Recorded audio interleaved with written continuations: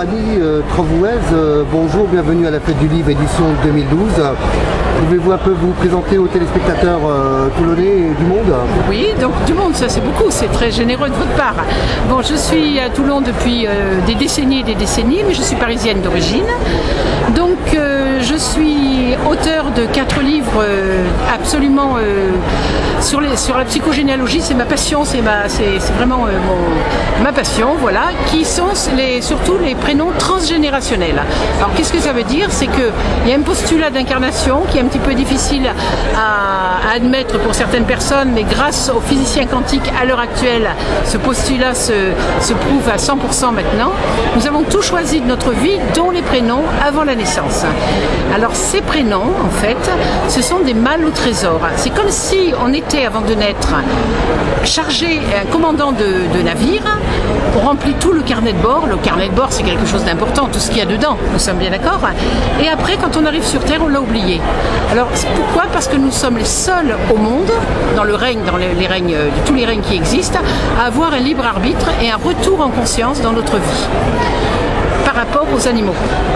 Donc ça veut dire que décortiquer des prénoms, c'est vous ouvrez une malle au trésor, mais total.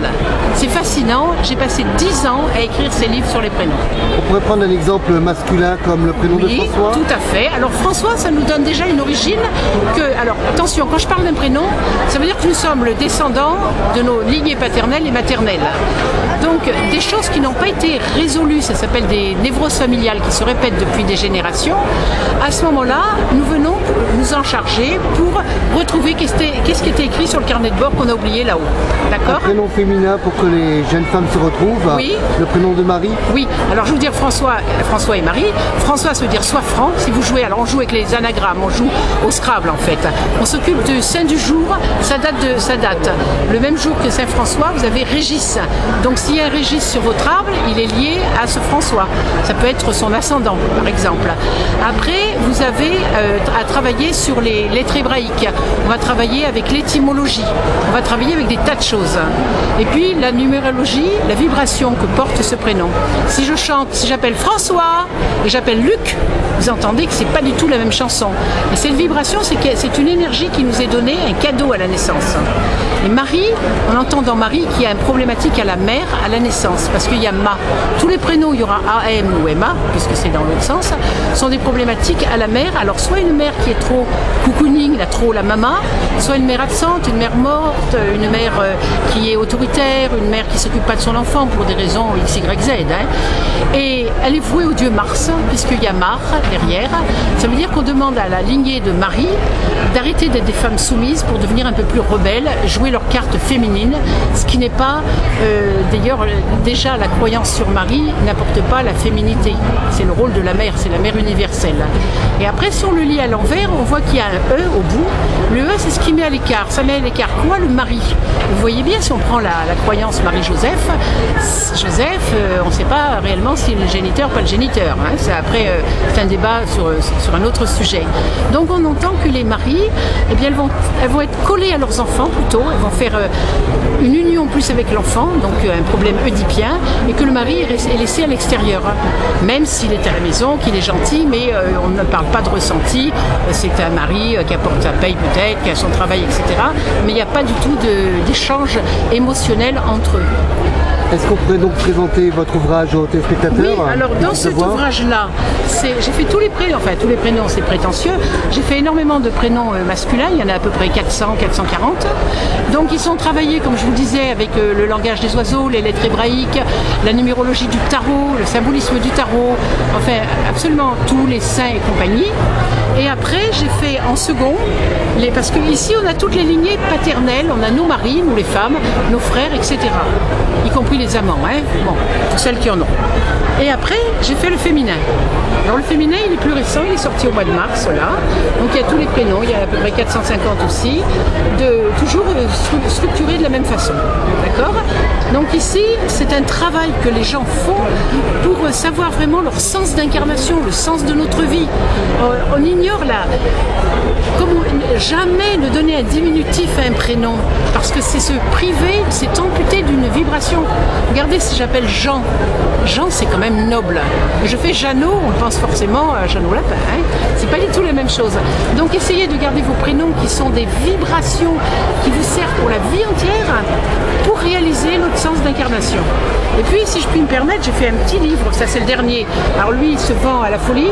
Il est sorti en avril, on le réédite déjà, on en est à la 3e, parce que c'est le postulat d'incarnation, c'est un petit fascicule qui se lit en une journée et qui a tout le résumé de la façon dont j'ai travaillé. Parce que maintenant j'ai fini ma série des prénoms, donc je peux livrer tous mes outils. Alors au début je me suis dit que j'exagérais de donner toutes mes clés, et là maintenant je suis contente parce que ça aide beaucoup les gens à travailler sur eux. On peut calculer tous les prénoms, même ceux qui n'existent pas, puisqu'il y a une grille et la vibration est au bout. Pour vous, cette fête du livre édition 2012, oui. L'occasion de rencontrer en chair en os donc des lecteurs qui ont des prénoms, oui, bien et sûr. de partager des émotions particulières. Ah ben bien sûr, vous voyez, la dame là, elle est venue, on a discuté sur son prénom, elle était déjà bien branchée parce qu'elle avait vu un autre livre, j'ai un autre livre que j'avais fait à compte d'auteur. Bon après, j'ai le plaisir d'être à côté de monsieur Granarolo. C'est le plaisir est partagé, Annie. Qui a animé beaucoup de conférences parce que j'ai une association qui est juste en face au foyer de la jeunesse, j'évolue, et il a animé pas mal de mardis soirs puisqu'on a des cafés culturels. Voilà, et c'est la vie, c'est vraiment la vie. Et pour vous dire également aux téléspectateurs, vous n'êtes pas étranger au monde de la radio. Ah non, oui. Alors j'ai travaillé pendant 5 ans sur RTL dans l'émission de Florent Lamiot qui était « Que disent vos prénoms transgénérationnels ?» Et là je vais vous dire qu'on a eu des fanatiques, il y a des gens qui tous les jours où on passait ne sortaient pas et enregistraient les émissions. Autrement, dernier mot pour conclure, oui. Les moyens de vous contacter, d'être en relation avec vous. Alors pour me contacter, comment je pourrais dire, j'en sais rien. C'est votre éditeur? Ah oui, je suis mon éditeur Quintessence, mais sinon vous tapez GVOLUE, j'évolue, association, et vous m'avez forcément quelque part. Et je serai le week-end prochain à Zénith Oméga, les 3 jours avec des conférences à l'appui et un grand stand. Votre maître mot dans l'existence? Eh bien, je crois que c'est d'essayer de trouver son sens de vie, son sens d'incarnation. C'est d'être authentique et puis être créatif. La créativité, derrière tout ça, il y a l'amour. Hein? Merci beaucoup. Et tous les chemins difficiles sont des chemins d'expérience pour avancer encore plus. Non. Et c'est moi qui vous remercie de vous avoir rencontré. Merci beaucoup.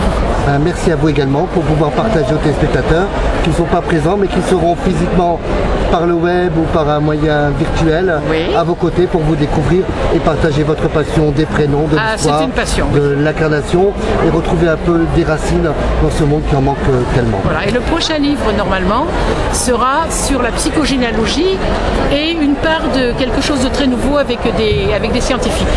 Donc on vous dira aussi peut-être rendez-vous à l'édition 2013. Ah tout à fait, il sortira en août, vraisemblablement. Merci beaucoup et bonne fête du livre. Merci.